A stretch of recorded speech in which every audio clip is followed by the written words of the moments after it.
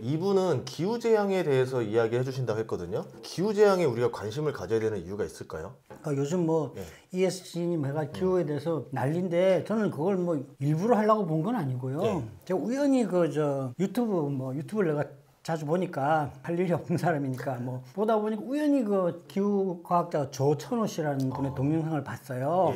그리고 그걸 보고 내가 몰랐던 걸 알았던 거야. 이게 그냥 우리는 뭐 일반 사람들처럼 우리 뭐 기후 보호해야지, 아이들을 위해서 북극곰 뭐 보호해야지 이렇게만 막연하게 생각했는데 이게 이미 코앞에 닥쳤더라고. 심각하더라고. 이게 만약 이대로 되면은 6차 뭐 대멸종이라 그러길 않나. 그래서 야, 이거 심각하네. 그래서 한번 공부를 해봐야 되겠다. 그래서 좀 공부를 했죠. 인터넷도 보고, 뭐 유튜브 다른 것도 보고 하다 보니까, 이게 진짜 심각한 거야. 특히 뭐 몇 점은 좀 이따 하겠지만, 이거 어떻게 하든지 이걸 해야 되겠는데, 근데 또 하다 보니까 또 어떤 사람들은 또 뭐 사기라 그러는 사람도 있고, 대표적인 사례가 뭐 트럼프인데, 뭐 사기꾼이들이라 그러는데, 근데 그렇게 이야기하는 사람도 있어요. 근데 그 사람들 하는 이야기도 엉터리는 아니야. 우리가 지구, 북극인의 큰 빙하가 있잖아요. 그게 이제 청이 있단 말이야. 그 청을 가지고 하면은 오래된 것까지도 대기를 파악할 수 있다 그러더라고. 그래서 거기서 하는 이야기는 뭐, 공룡 시대에는 지금보다 탄소 농도가 10배나 높았는데 문제 없었고, 중세에도 지금보다 온도가 높았는데도 뭐 문제 없었고, 그리고 도리어 뭐 탄소 농도가 높으면 식물 생장이 더 잘 돼가지고 곡물에 더 도움이 된다 이렇게 얘기하니까 전혀 뭐 반대더라고. 근데 뭐 증거를 가지고 얘기하니까 그거 이상하네 이거. 근데 내가 쭉 보니까 이제 우리가 몰랐는데 95% 이상의 기후 과학자들이 이미 오래전부터 경고를 했더라고요. 이대로 가면 안 된다. 근데 우리가 민주주의잖아요. 뭐 공산주의 모르겠는데 민주주의에서 이렇게 95% 이상이 얘기한 거면 이건 거의 진실이거든. 그래도 내가 몰라가지고 내가 올해 한번 보자. 올해 한번 보고 특히 작년부터 우리가 기후 재앙이 많이 닥쳤거든요. 그동안은 뭐 미국에서 뭐 타이푼이나 뭐 토네이도 이런 거면 좀 심하게 왔지 큰 재앙은 뭐 별로 크게 없었거든. 산불도 그렇게 많지는 않았고. 근데 작년부터 중국도 막 엄청 침수가 되고 뭐 재앙이 나타나기 시작했어요. 그래서 내가 올해 보고 결정을 하자. 그래서 보니까 와, 이거 심각한 거야. 그래서 그 사례를 보고는 야, 이건 안 되겠다. 그래서 이거는 가야 된다. 내가 이렇게 판단했을 때는 이 세상을 끌어가는 이 리딩 그룹 있잖아요. 지도자들, 특히 뭐 글로벌 유대 세력들, 그 사람들 모든 걸 다 가졌잖아요. 돈도 있고 권력도 있고. 근데 그런 사람들이 지구가 잘못되가 자기가 멸망하는데 돈을 아끼겠냐 이거죠.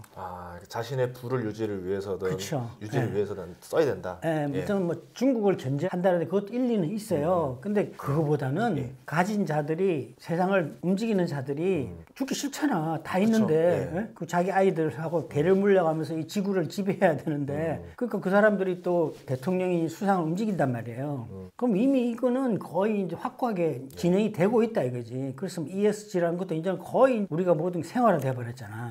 그리고 또 이제 보다 보니까 우리가 주식 투자를 하니까 이게 굉장히 큰 흐름이란 말이야. 4차 산업 해가지고 3차 산업, 4차 산업 이렇게 큰 변화가 오는데 이것도 그거 못지않은 큰 흐름이란 말이야. 앞으로 한 20년 이상 가겠지만 20년은 이 흐름을 따라가면 돈을 벌고 안 따라가면은 실패하는 이런 현상이 생긴 거예요. 예를 들자면 자본주의에서 가장 중요한 뭐 경제성, 경쟁력 이런 게 뭐 지금 안 된단 말이야 지금. 없어진단 말이야 지금. 예를 들자면 내가 지금 마음을 바뀌었거든요. 저번 방송할 때는 나는 원전 반대하고 그다음에 수소차 희망이 없다 그랬지만 지금 전기 수요가 너무 급격하게 늘어나기 때문에 가스 발전소로서 이거 커버할 수가 없어요.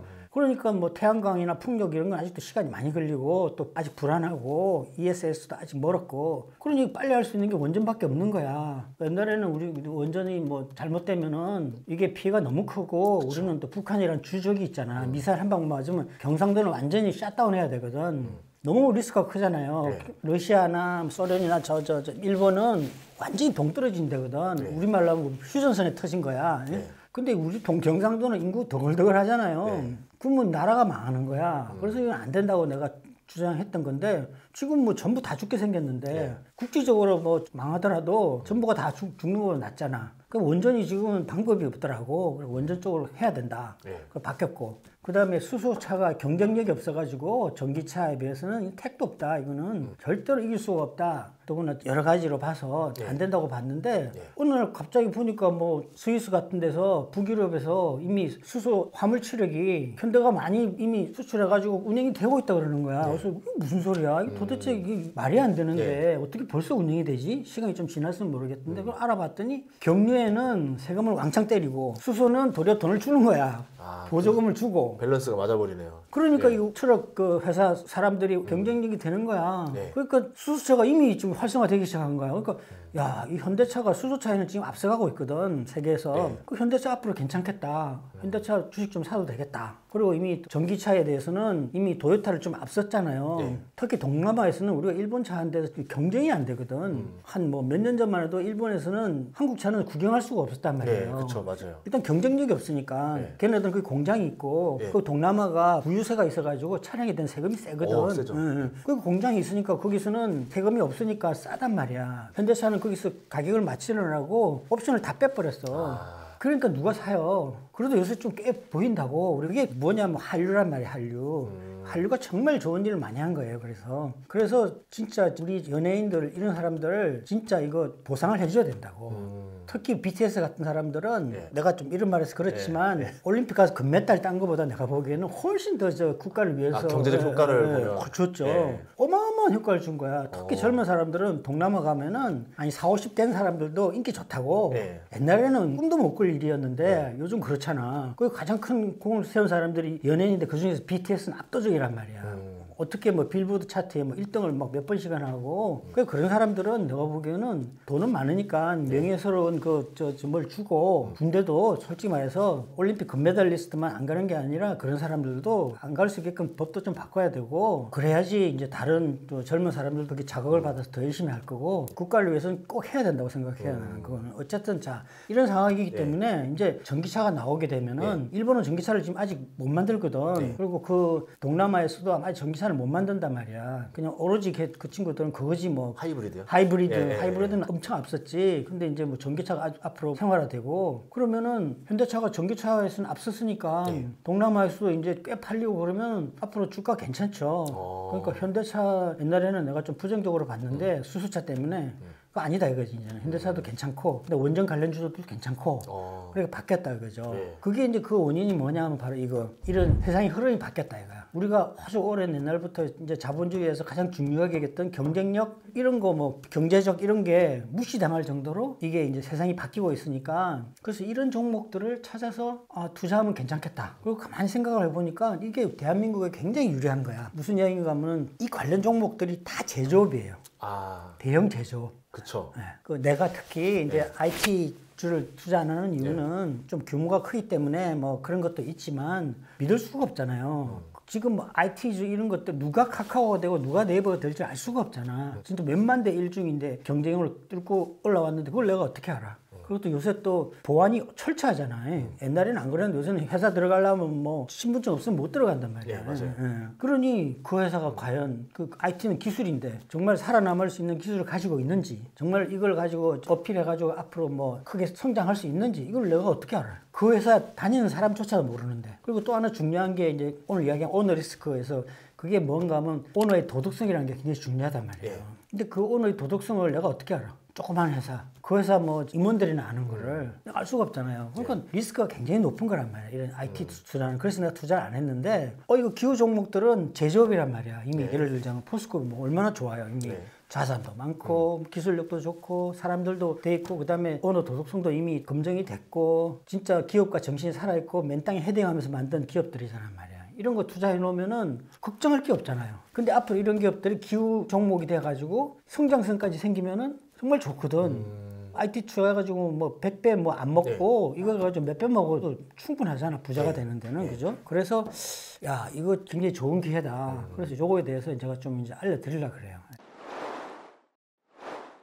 그러면 기후재앙이 얼마나 심각하고 어떻게 파악했는지 알 수 있을까요? 뭐 이건 뭐 그냥 뉴스에 다 나온 건데 뭐 내가 혼자서 생각한 건 아니고 특히 올해요. 작년부터 심각했었는데 올해는 작년보다 훨씬 심각하더라고 보니까 뭐 한 7, 8월 될 때까지 따져보니까 신문에 많이 났잖아요. 언론에 많이 나고 시발점이 텍사스인데 텍사스가 굉장히 따뜻한 곳이거든요. 그쵸. 하와이처럼까지는 아니지만 그래도 뭐 한겨울에도 뭐 15도 이러거든요. 집안에서 반팔 입고 다니고 그러는데 올해 영하 22도.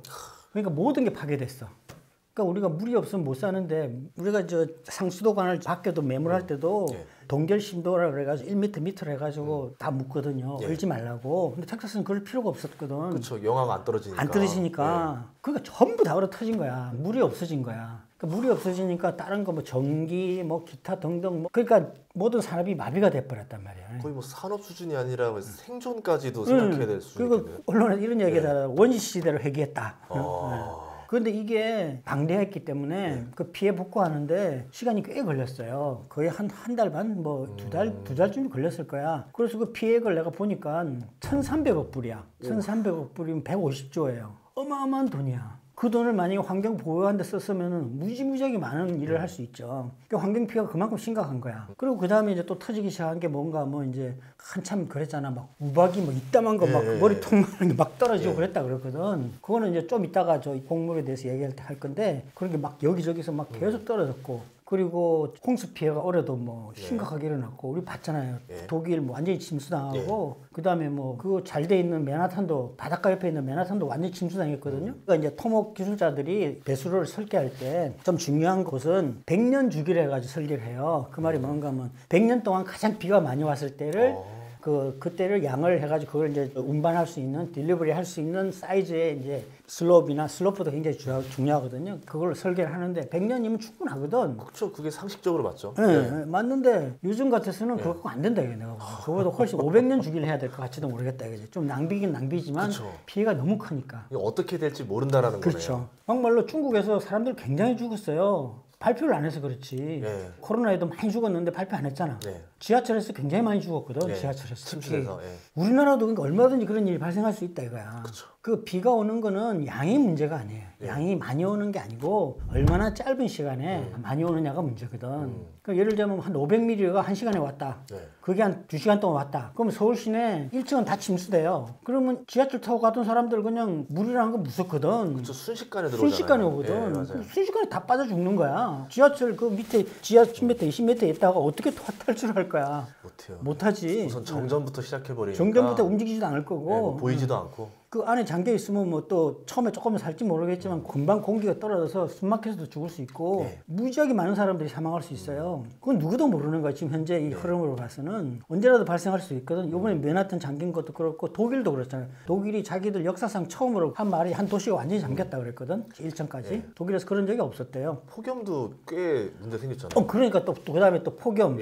그다음에 이제 그 따뜻한 지방에서 이제 추위가 왔고 그다음에는 미국의 오레곤이 북부에 있거든요. 노든 사이드에 있는데 오레곤하고 그다음에 캐나다도 캐나다가 이게 위도하고 러시아하고 똑같아요. 그래서 굉장히 추운 지역이야. 근데 거기가 49도까지 올라갔단 말이야. 오레곤도 그렇고 49도면 얼마나 뜨거운가 하면은 우리가 사람이 이제 견딜 수 있는 온도가 내가 보기 41도, 2도, 맥시멈 43도 정도까지는 견딜 수가 있을 것 같은데 이게 49도가 되면은 사람이 살 수가 없어요. 그렇죠. 목욕탕 가면 온탕에 가면은 뜨거운 열탕이 42도야. 맞아요. 보통 뭐 38도, 39도 이러고 근데 49도면은 그 들어갈 수가 없어요. 아무리 뭐 뜨거운 거 좋아하는 사람도 들어가서 뭐 1분 못 버틴다고. 근데 그렇게 뜨거운 온도에서 밖에서 일을 하면은 몸 약한 사람도 바로 사망한단 말이야. 그래서 제가 놀랬던 게 캐나다에 예전에 살았을 때 잠깐 있었었는데 그때 보니까 에어컨이 없어요. 집마다. 에어컨이 왜 없냐고 하니까 필요가 없으니까. 그렇죠. 여름도 짧고 밤 되면 어차피 시원해지는데 있을 필요가 없다라고 했는데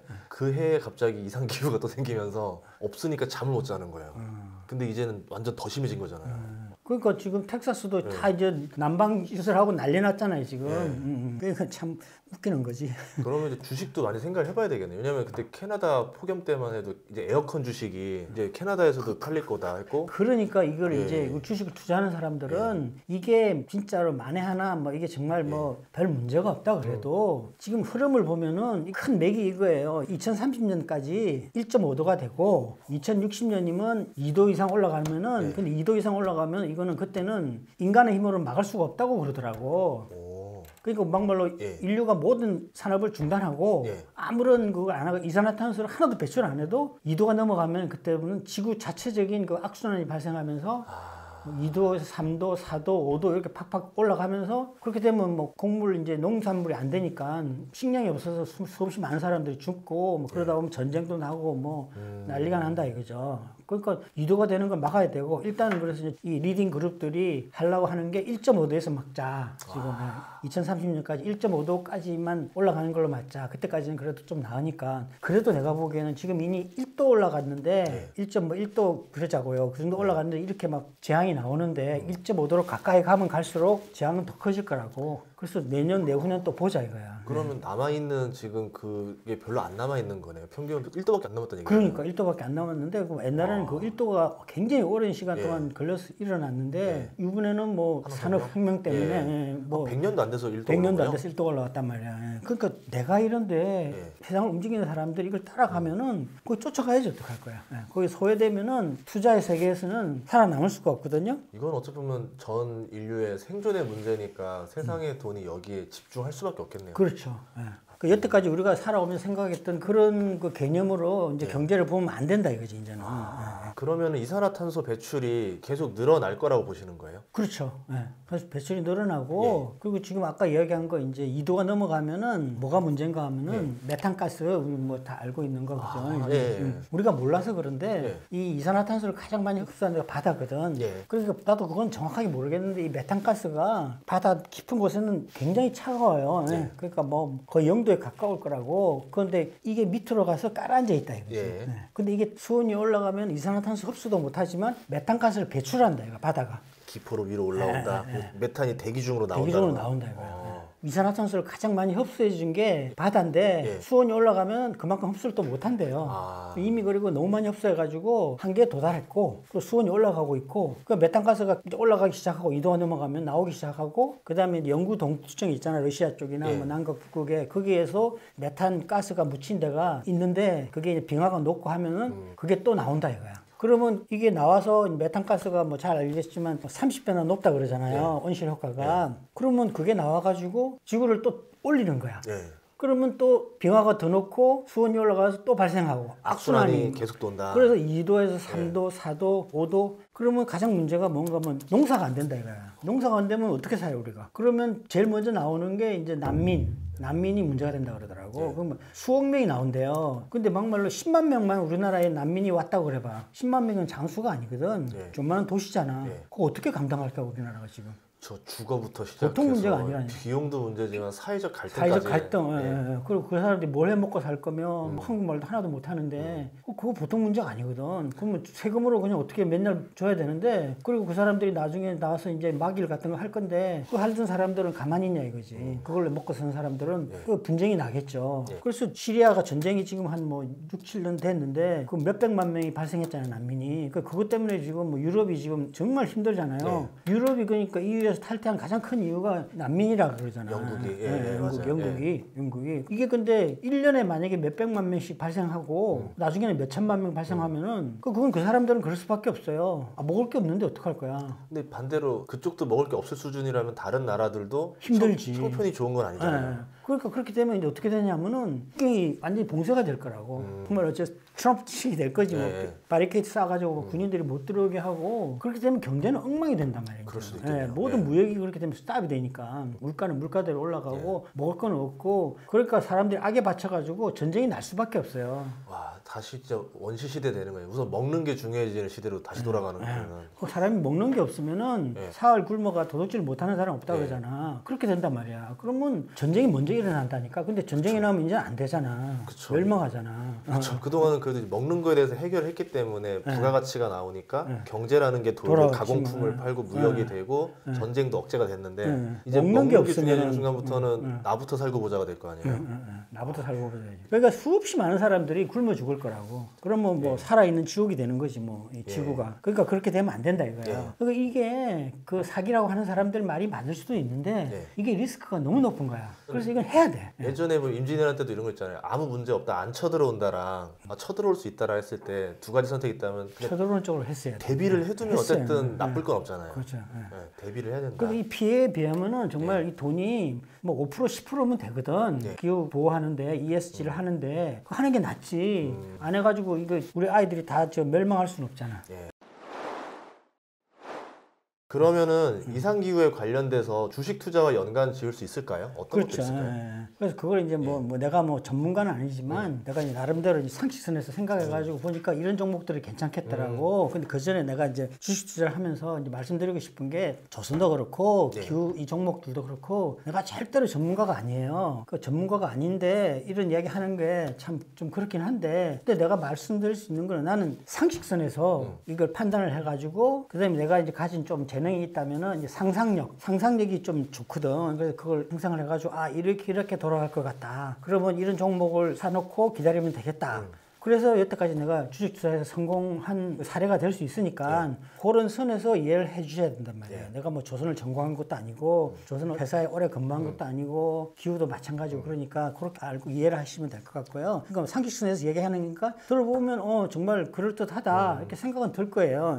그래서 이제 내가 이제 어떤 종목이 좋을까 생각했더니 이제 1번이 이제 앞으로 곡물 쪽에서 파동이 한번 날 것 같더라고. 그래서 이거는 어떻게 보면 가치 주니까 우리가 안전자산에서 금이나 뭐 채권 미국 국채 투자하듯이 좀 투자할 필요가 있겠더라고. 식량이 안전자산이 된다는 거예요. 그렇죠. 식량이.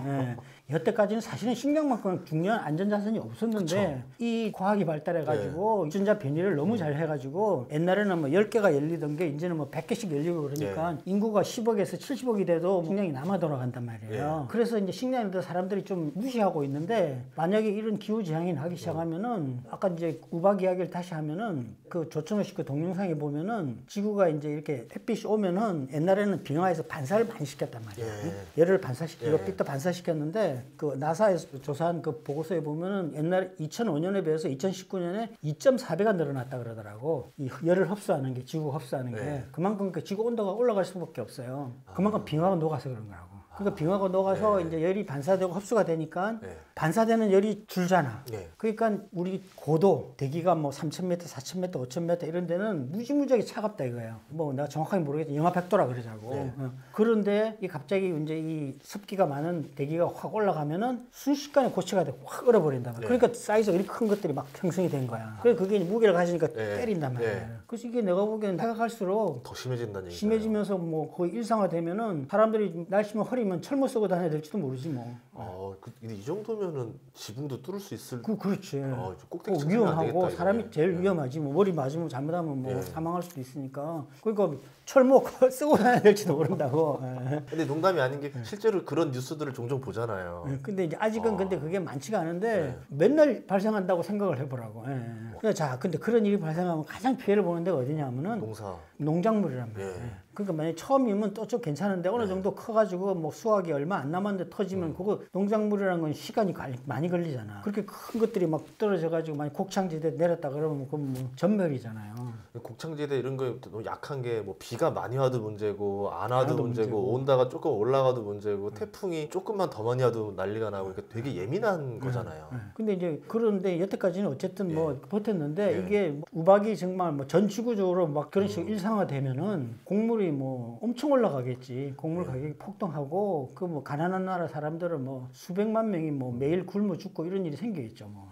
그러면 더 곡물 기업이라고 하면은 뭐 종자도 좀 개량해서 척박한 환경에서도 잘 자랄 수 있는 뭐 종자를 또 하는 회사들도 아니 그거는 이제 이산화탄소를 하기 위해서는 그렇게 필요한데 지금은 어떻게 할 수 있는 방법이 없어요. 그러니까 지구 온난화를 막는 수밖에 없거든. 그러니까 우리가 이제 지구 온난화를 막기 위해서 이산화탄소 배출을 줄이고 그리고 내 생각에는 이거 유전자 변이를 기술이 발달했잖아요. 네. 여태까지는 뭐 열매를 많이 맺는 방향으로 갔는데 이제는 풀을 많이 내고 그다음에 사이즈가 커지고 빨리 자라고 그다음에 또 일부는 진짜 아까 얘기 척박하고 비가 안 오는 데서도 자랄 수 있는 그러니까 사막지대는 뭐밖에 안 되잖아요. 그 선인장. 선인장 그런 거 보잖아요. 그런 거는 그 광합성을 거의 안 하거든. 잎이 없으니까. 물이 별로 없어도 잎을 만들어 가지고 광합성을 할 수 있는 식물을 유전자를 변이시켜서 만들어 가지고 많이 뿌리고 그다음에 뭐 브라질 같은데 뭐 일림에도 그런 종자를 펴면 잡초가 막 커지면서 뭐 잎을 많이 내고 그렇게 하는 방법이 있겠죠.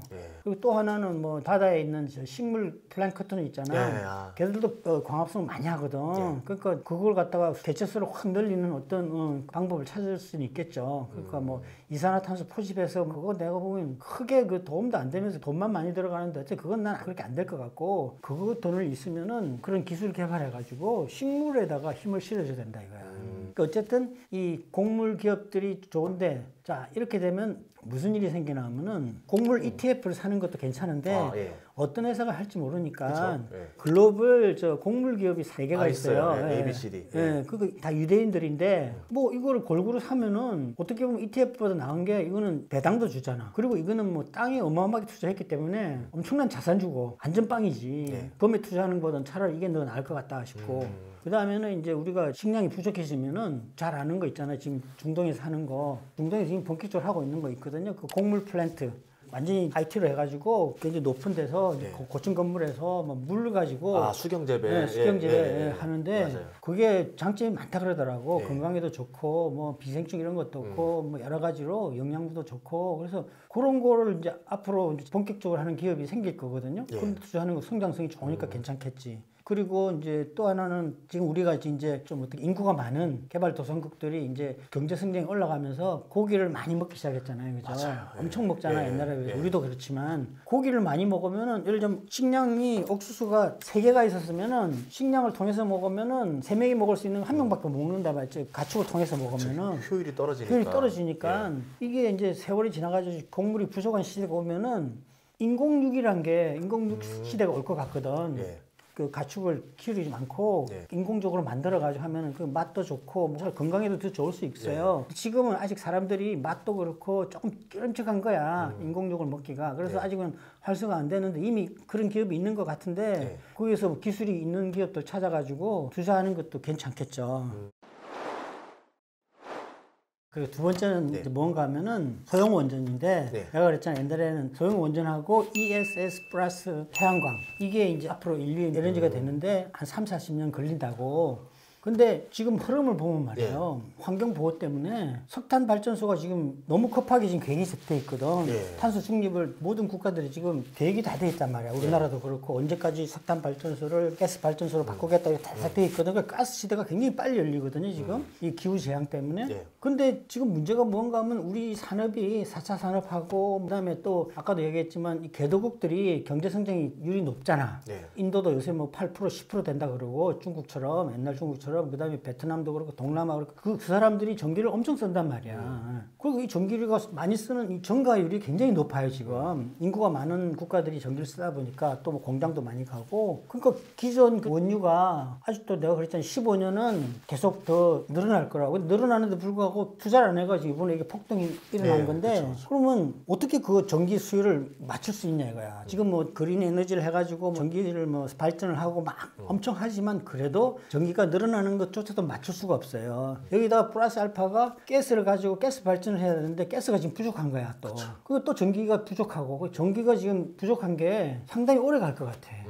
그건 필연적으로 전기 가격은 앞으로 상당히 올라갈 거예요. 우리나라도 많이 올라갈 거고 전 세계적으로. 그게 왜냐하면은 이건 상식선에서 이야기하는 건데 자 전기 가격이 올라야 비싸야 될 거 아니야. 지금보다 예를 들면 서너 배 올라갔다 그러자고. 그러면 뭐 경제는 좀 나빠지겠지만 올라가겠지만 그렇게 함으로써 비싸니까 이제 줄이겠죠. 좀 세이브 할 거 아니야. 좀 아껴 쓰고. 지금 중국이 그렇게 벌어지고 있잖아요. 이제 화력 발전 가격 자율화 시켜버려서. 그러니까 이게 지금 올라간 것보다 훨씬 더 올라갈 거예요 앞으로. 그리고 이게 글로벌 리딩하는 애들이 그런 식으로 유도를 할 거란 말이야. 그래서 원자재가 올라가는 걸 수도 있어요. 왜냐하면 전기가 비싸야지 또 그린 에너지가 경쟁력이 생기잖아. 지금은 그린 에너지 경쟁력이 아직은 그렇게 높지 않거든. 근데 전기료가 예를 들면 따블만 올라가 버리면은 태양광이 더 싸네?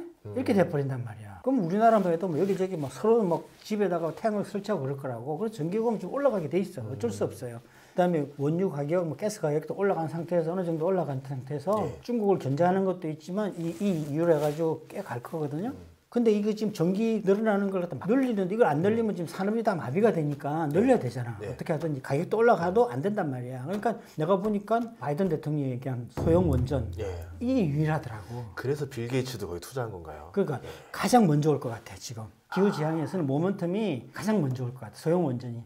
버핏도 거기에 또 투자했잖아요. 그런가요? 네, 빌 게이츠가 테라파워라고 소형 원전 회사를 만들었고 버핏이 또 투자해줬고 둘 다 비슷한 말 했어요. 그러니까 이 소형 원전 옛날에 내가 얘기했던 핵 융합 그 소형 원전이 아니고 지금 기존에 있는 핵 분열 소형 원전 핵 융합은 우라늄 안 쓴단 말이에요. 그러니까 위험하지 않으니까 그게 인류의 미래가 되는데 지금 당장은 전기가 너무 없으니까 나중에 내가 보기 전 세계적으로 막 우리나라가 옛날에 못 살 때 그랬거든. 동남아도 그렇고 막 툭하면 단전되고 그럴 거예요. 막 우리도 그 각오하고 살아야 된다고요. 전기가 부족해서. 그러니까 이걸 하려니까 그 핵 분열 지금 이미 하고 있잖아요. 잠수함이든지 항공모함이 하고 있잖아. 그걸 갖다 좀 더 이제 좀 더 키우고 좀 더 안전성을 높이고 뭐 좀 더 보완해가지고 하면 되는데 내가 보니까 이거 미국이 거의 다 된 것 같거든. 조금 더 해가지고 이제 미국에서 이제 설계를 하고 엔지니어링하고 우리는 시공을 하고 이런 식으로 이제 가자고 이제 바이든이 제시한 걸 우리가 이미 억셉트를 했단 말이야. 그러니까 이 종목들 뭐 한전이라든지 뭐 두산중공업 같은 거 이게 내가 보기 제일 먼저 오는데 문제는 이번에 너무 주가가 올라가지고. 조금 이게 좀 식히는 기간이 필요하거든. 그러니까 이것도 난 괜찮다고 보고요. 근데 소형 원전뿐 아니라 특히 중국 위주인데 지금 기존의 원전도 엄청 짓는데 지금 중국이. 그래서 우라늄 가격도 지금 뭐 더블 올랐다 그러거든. 그래서 북한한테도 앞으로 기회가 온다 그러더라고. 우라늄이 북한에 엄청 많대요. 전 세계 뭐 매장률이 뭐 40% 50% 있대요. 그것만 팔아도 북한은 뭐 먹고 사는데 지장 없겠지. 돈 쓸 사람도 없는데. 그럼 세 번째는 뭔가요? 세 번째는 그린 에너지 잘 아는 그린 에너지. 풍력, 태양광. 그 아까도 얘기했듯이 뭐 이런 어마어마한 태양광 단지도 만들 수 있고 그리고 수소는 그렇게 크게 난 경쟁력이 아직도 없다고 보고 수소는 사실은 지금 수소 하는데 결국 같은 그린 에너지에서는 여기도 경제성을 따질 거란 말이에요. 근데 지금 쓰는 수소는 뭐냐면 정유를 하는 과정에서 나오는 불생수소라는 거거든요. 이건 거의 공짜거든요. 그러니까 별로 안 비싸. 그냥 그걸 가지고 지금 수소차도 하고 뭐 어떻게 뭐 포스코에도 쓰고 뭐 수소 에너지도 쓴다 그러는데 이게 메인 에너지는 될 수가 없다 이거지. 그린은 아니죠. 너무 비싸가지고 그 수소는 에코하는데 훨씬 더 온도가 낮단 말이에요.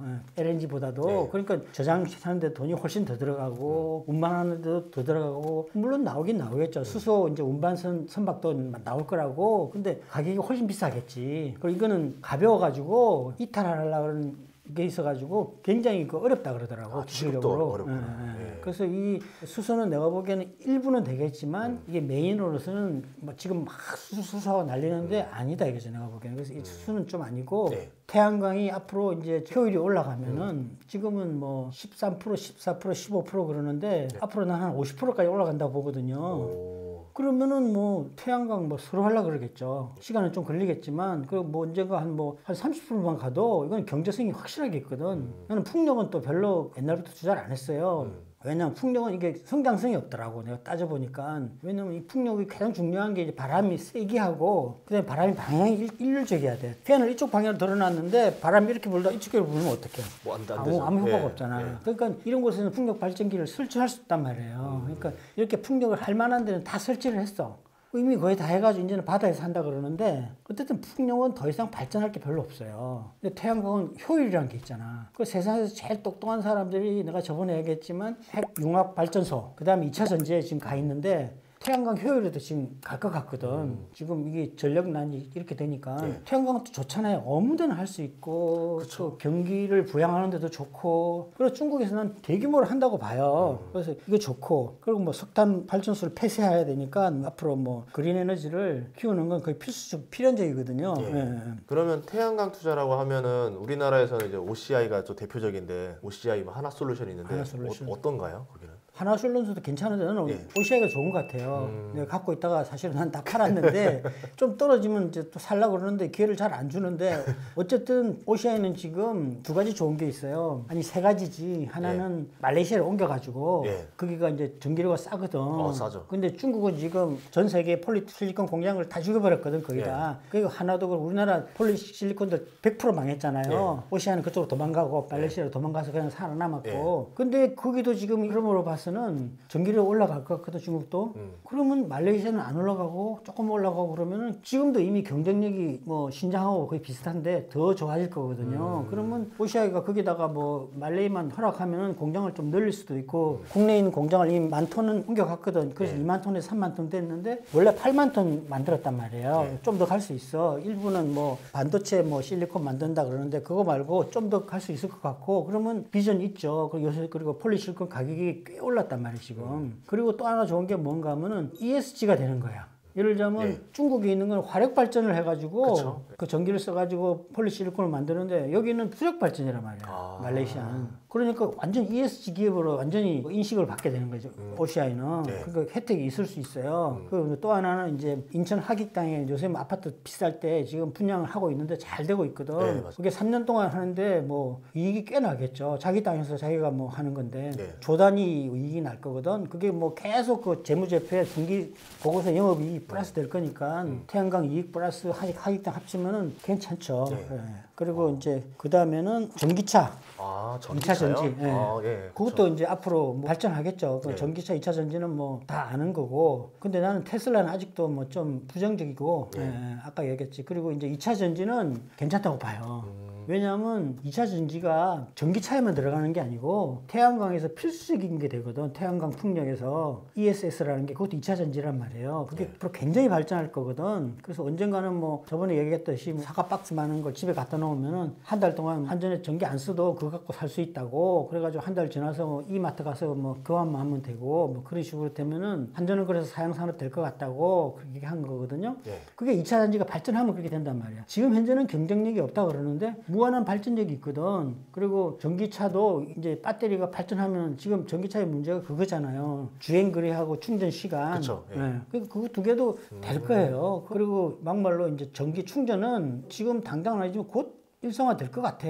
그럼 아파트에 예를 들자면 뭐 저 자기 주차장이 딱 정해져 가지고 그 앞에다가 딱 전기 단자 넣어가지고 일반 220V 꼽아가지고 주택에서는 220 뽑아가지고 전기차에 연결하면은 그런 2차 전지가 나올 거거든. 안 되겠어요. 그게 뭐가 어렵겠어. 그걸로 충전하고 퇴근해가지고 꼽아놓고 집에 가서 자고 아침에 오면 충전할 필요가 없잖아. 그리고 이게 거리가 또 상당히 오래 가면은 뭐하러 뭐 전기 충전소 하겠어요. 그러니까 전기 충전소는 그야말로 많이 쓰는데 화물차 같은 거 이런 거 큰 차들 버스 같은 거 위주로 운영이 되겠지. 전기차 주유소는. 그리고 이제 이게 뭐 충전 시간 문제 없고 그다음에 뭐 거리 많이 가고 그러면은 지금 전기차의 단점이 유일하게 그거란 말이에요, 지금. 나머지는 다 좋잖아요. 그리고 이제 ESS 불라고 하는 건데 그것도 뭐 언젠가는 다 고체 전지가 나오든지 해가지고 해결이 될 거란 말이에요. 그러니까 2차 전지가 앞으로 무한한 성장성이 있다, 이거야. 전기차도 그리고 일부는 성장성이 있어요. 내가 보기엔 한 5년에서 10년은 우리가 뭐든지 새로운 시스템이 나오면은 사람들이 빨리 교체를 하거든. 이게 지금 가장 약점인 충전 시간하고 거리만 이게 해결이 되면은 나라도 뭐 한 2년 있다 바꿀 걸 지금 교체를 할 수 있단 말이야. 그러면은 매출이 많이 늘어나겠지. 매출이 늘어나고 이익도 늘어나고. 단 이제 그거는 아마 진짜 완전히 박살이 나겠지. 중고차 가격들은. 중고차가 막 차고 넘칠 테니까. 그 중고차 영업하시는 분들은 앞으로 힘들겠지. 카센터도 어렵다더라고요. 카센터는 당연히 어렵고 저번에 얘기했지만 부품이 없는데 고장이 안 나는데 그리고 전기차는 뭐 한 번 사면 뭐 15년, 20년 갈 수도 있는데 그러니 뭐 그런 건 사양 산업이니까 뭐 하여튼 좀 피해야 되겠죠. 중고차 가격은 앞으로 영 안 좋을 거예요. 왜냐하면 중고차가 너무 늘어나니까 살 사람이 없잖아. 다 전기차만 살려고 그러지 뭐. 전기차가 너무 좋잖아요. 조용하고 그다음에 자율주행 되겠다. 그리고 폼 나잖아. 가서 보면 야 안에 들어가서 보면 이거 뭐 비행기 같더라고. 지금 기존 차하고 완전히 틀려. 그래요? 그러니까 누구든 다 사고 싶지. TV도 뭐 큰 거 들어가 그쵸, 있고 그쵸, 뭐 완전히 한 단계 업그레이드 됐으니까 빨리 사고 싶을 거라고. 가격이 비싸지도 않잖아 또. 보조금 나오니까 또. 아니 보조금 안 나와도 나중에는 그 배터리 많이 만들고 그런 배터리 가격이 떨어지면서 가격이 안 올라간다니까. 전기차는 뭐 대세예요. 근데 이제 어느 순간 지나가 차버리면 그 다음에는 뭐 지금하고 똑같겠지 뭐. 그리고 도리어 전기차 업체들은 문제가 있어요. 왜냐하면 경쟁하는 대기업이 3개가 들어오잖아. 중국까지 합치면 뭐 5개가 들어온단 말이에요. 테슬라, 구글하고 뭐 애플 뭐 이런 게 들어오니까 GM이나 뭐 포드는 아주 힘들죠. 옛날에 비해서는. 현대차는 그나마 뭐 수소차가 좀 있어가지고 좀 괜찮고, 그 다음에 이제 조선과 해운. 조선은 뭐 이미 많이 이야기했으니까, 그 해운도 제가 보기에는 이게 좋은 게 뭔가 하면은 이런 원자재 철강 같은 거, 뭐 철광석이나 뭐 구리 이런 거는 바로 써야 되잖아요. 그쵸. 순식간에 파동이 난단 말이야. 예? 근데 파동이 나도 어떻게 하다 보면은 금방 이게 또 보완이 되는데 선박은 2, 3년 걸린단 말이야. 이게 금방 이렇게 보완이 안 돼요. 근데 이제 해운 쪽에서 이제 물동량이 예를 들면 가스 운반선 같은 거 새로운 흐름이 해서 운반선이 늘어나고 석탄 운반하는 벌크선은 줄겠지만 가스 운반선가 늘어나고 컨테이너선 늘어나고 지금 막 늘어났단 말이에요. 그리고 또 지금 저 환경 규제가 있어가지고 가스 추진선을 해야 되는데 가스 추진선이 지금 그렇게 많지가 않거든. 굉장히 많은 배들이 지금 교체를 해야 되는데 배가 없잖아. 속도를 줄여야 되고 속도 줄이면 당연히 배가 없지. 근데 이걸 배를 바로 이렇게 충원을 하면은 운임이 안 올라갈 수 있는데 바로 충원이 안 되잖아. 아직도 2, 3년 기다려야 된다는데 내년에도 운임은 비쌀 수밖에 없어요. 지금 흐름을 봐서는. 그러니까 해운사도 괜찮아 내가 보기에는. 근데 이제 종류별로 이제 가려서 해야 되겠지. 그쵸. 좀 다르죠 서로. 좀 다르지. 여섯 번째는 뭔가요? 그 여섯 번째는 가장 중요한 거 내가 이걸 하면서 이제 가장 중요한 아까 이야기했던 제조업. 그 이게 이제 이 호재가 이제 이 5번째까지는 보통 사람들이 전문가들이 생각하고 대부분 할 수 있는데 여섯 번째는 이건 이렇게 얘기하는 사람이 없더라고. 그래서 그 왜 그런 생각을 했냐면은 한국 우리나라 민족성, 냄비 민족. 우리가 지금 뭐 연해산업에서 엄청 앞서가고 있잖아요. 그러니까 빨리 변화에 적응을 하거든. 근데 이 기후재앙 탄소 중립 이거는 큰 변화거든. 제조업에서는 어떻게 탄소 중립하고 물건을 만들어. 지금 그렇게 에너지가 중요한데 포스코 보고 연탄 안 떼고 철강 만들어 그러면 어떻게 만들어? 못 만든단 말이에요. 근데 우리 냄비민족이기 때문에 어떻게 해서라도 방법을 찾아낼 거라고. 그걸 가장 빠르게 적응할 거다. 그러니까 중국보다 훨씬 더 빨리 적응한단 말이야. 그러니까 중국이 우리하고 지금 제조업에서 경쟁을 하고 있는데 우리가 이긴다 이거야 이제. 이길 수 있다 이거지. 전 세계를 완전히 제조업을 확 잡을 수도 있다 이거야. 그러니까 축복이다 이게 느낌. 한민족한테는 우리나라 민족은 정말 위대한 민족이에요. 진짜로 해방되고 전쟁 났을 때 그때 세계에서 어떻게 보면 제일 가난한 나라를 볼 수 있어요. 그쵸. 아프리카보다 더 가난했으니까. 한강의 기적이라고 하잖아요. 그러니까 일본도 뭐 기적이고 뭐 독일도 기적이라고 그러는데 그거하고는 비교가 안 되는 게 우리는 진짜 아무것도 없었어요. 내가 일본을 중국보다 훨씬 더 싫어하거든. 왜 그러냐면 정신대도 있지만 일본이 지금 산업화 시대 때는 도움을 많이 받았지만 일제시대 때 진짜 수탈만 하고 이쑤시개 하나 만들 수가 없었다 그래 우리나라는. 그 기술력이 하나도 없었단 말이야. 자기들이 기술 하나도 안 가르쳐줬어요. 그리고 철수하고 하니까 우리 완전 산업이 완전 마비가 된 거야. 그리고 정신대도 이 사람들이 모르는데 우리 할머니한테 들어보면은 옛날에 정신대 끌려간 사람이 수십만 명이라 그랬거든. 50만 명, 100만 명 된다 그랬거든. 그때 우리나라 인구가 1000만 명이에요. 엄청나게 많이 끌려간 거야. 그때는 그래서 결혼을 여자들이 15살 전에 했어. 안 끌려가려고. 안 끌려가려고. 결혼한 사람들은 안 끌려갔거든. 얼마나 나쁜 놈들이야. 아베가 뭐라 그러는데 지 딸이 끌려가가지고 미군들한테 그렇게 당해봐요. 그런 소리가 나오나. 근데 얘들은 잘못됐잖아. 지들이 뭐 잘못해놓고도 전혀 반성의 여지가 없잖아. 그 중국 애들 코로나 하듯이 미운 거야. 사실은 일본이 더 미워요. 그리고 우리 다른 나라들은 사실은 필리핀도 그렇고 동남아는 우리보다 훨씬 잘 살았다고 해방되고. 맞아요. 걔들은 기술이 어느 정도 있었단 말이야. 유럽 애들은 어느 정도 가르쳐줬거든요. 우리는 아무것도 못했어. 그러고도 전쟁까지 났잖아. 그거 뭐 그것도 내가 옛날에 책에 썼지만 3차 세계대전이란 말이야. 중국, 중공, 소련, 뭐 북한, 그다음 유엔, 미군, 뭐 한국 이렇게 붙었잖아요. 그것도 뭐 금방 끝나는 게 아니고 3년이 걸렸잖아. 그것도 끝에서 끝까지 뭐 2번이나 왔다 갔다 하고 완전히 뭐 폐허가 됐단 말이에요. 살아남은 게 없잖아. 진짜로 불쌍했지 그때는. 근데 그런 완전히 그 후진국에서 선진국이 된 사례는 역사상 없어요. 한민족이 유일해요. 그래서 이게 유대인들이 한민족을 되게 쳐준다고.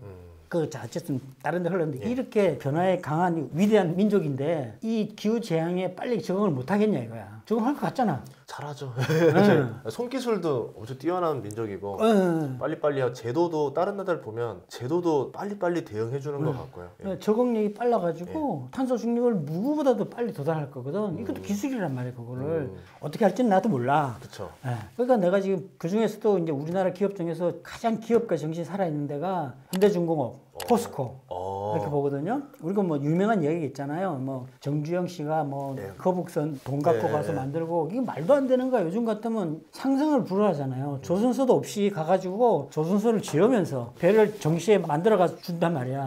공장도 없는데 공장을 지으면서 물건을 만들어 준 거란 말이야. 말이 안 되는 거잖아요. 그쵸, 이거. 그걸 만들어냈단 말이야. 진짜 이건 기적이라고. 그 포스코도 그게 일하는 사람들 정말 뭐 피눈물 흘리고 이랬어요. 맨날 그 박대준 씨가 강조한 게 그거야. 우리는 조상들 정말 피땀 어린 그 피를 판 돈을 가지고 지금 만들고 있다. 일본 보상금 가지고 만들었거든, 포스코가. 그래 그걸 가지고 강조해가지고 우리 떨어지면은 우양호 해가지고 다 빠져 죽어야 된다. 그러니까 하루에 뭐 15시간 일을 하고 죽기 살기를 해가지고 그걸 만드는 거야. 못한다 그랬거든 처음에는. 한국에서 무슨 포스코 같은 게 필요한 일본 기술을 가져왔는데 그러니까 그때 박정희 때는 일본의 도움을 꽤 받았어요. 현대중공업도 그렇고 전부 다. 근데 어쨌든 이런 기업가 정신이 살아있는 기업들은 절대 안 망해요. 포스코도 봐요. 중국 때문에 10년 이상 얼마나 공급 과잉에 시달렸어.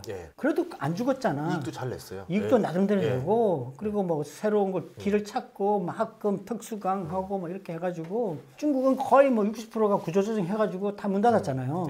중국 철강사 이제는 다시는 중국 철강사들 투자 안 할 거라고 공급 과잉 이제는 안 온다고 가장 큰 적이 끝났단 말이야. 그 과정에서 이제 이런 걸 과연 못 하겠냐 얘가. 탄소 중립 먼저 갈 거거든. 현대중공업도 봐요. 삼성중공업 대우조선 벌써 망했어. 삼성그룹 아니었으면 벌써 부도 났고 대우조선 부도 2번 난 거고 현대중공업 한 번도 안 났어. 그만큼 기업가 정신이 살아있는 기업이다 이거지. 그러니까 이런 데 투자하면 괜찮아요. 그래가지고 조선도 그렇고 포스코도 그렇고 앞으로 탄소 중립 먼저 도달할 거란 말이야. 그런 데가 또 좀 있을 거예요. 찾아가지고 제조업 중에서 기술력도 있고 진짜 잘하는 기업들 자산도 많고 포스코는 자산도 엄청 많잖아. 지금. 그리고 자원 투자를 어마어마하게 잘했잖아요. 아르헨티나의 뭐 리튬 호수 같은 경우는 뭐 100배가 올라가지고 자산 가치가 35조라 그러더라고. 시가총액이 32조인데 대단한 거 아니에요. 그리고 미얀마 가스전도 있고 그다음에 호주에 뭐 철광석 광산도 있고 엄청나요. 절대 망할 수가 없어. 구조조정 끝났지. 경쟁력 있지. 자산 튼튼하지. 기업가 정신이 있지. 이런 기업 투자하면 된다 이거지. 그러면 반대로 투자하지 말아야 될 종목들도 있을까요? 그렇죠. 이제 기후 재앙 때문에 이제 그게 이제 피해를 입는 거 있잖아요. 이제 앞으로 사양 산업이 될 것, 탄소를 만드는 석탄, 뭐 정유, 뭐 이런 쪽은 안 좋겠죠. 가스는 아마 꽤 오래 갈 거예요. 계속 가스 가지고 정유 회사들이 살 건데 앞으로 정유하는 거는 화학 해가지고 화학 제품 만드는 거는 뭐 괜찮겠지만 휘발유, 경유 만드는 거는 한 15년 지나서부터는 이제 수요가 줄기 시작하면 사양 산업으로 가는 거고 그 다음에 이게 이제 당분간 이런 것 때문에 뭐 유가하고 이런 게 막 올라간다고 그러면은 고유가 피해 종목들. 네, 고유가 피해 종목들 그런 거 피해야 되죠. 뭐 항공사, 뭐 여행사, 해운사 뭐 해운사는 조금 별개인데 선박이 부족해지니까 IMO 때문에. 근데 만약에 옛날 같은 관점으로 보면 해운사도 피해야 되죠. 운임은 못 올리는데 기름값만 올라가면 비용은 많이 들어가니까. 근데 지금 아닌 것 같아 해운사가. 그런 종목은 이제 앞으로 이제 탄소 중립화해서 기후 재앙에서 이제 피해야 되겠죠. 이렇게 해서 2부를 마무리했고요. 오늘 3부에서는 시멘트에 대해서 이야기를 해보도록 하겠습니다. 계속 시청해주시면 감사하겠습니다. 고맙습니다.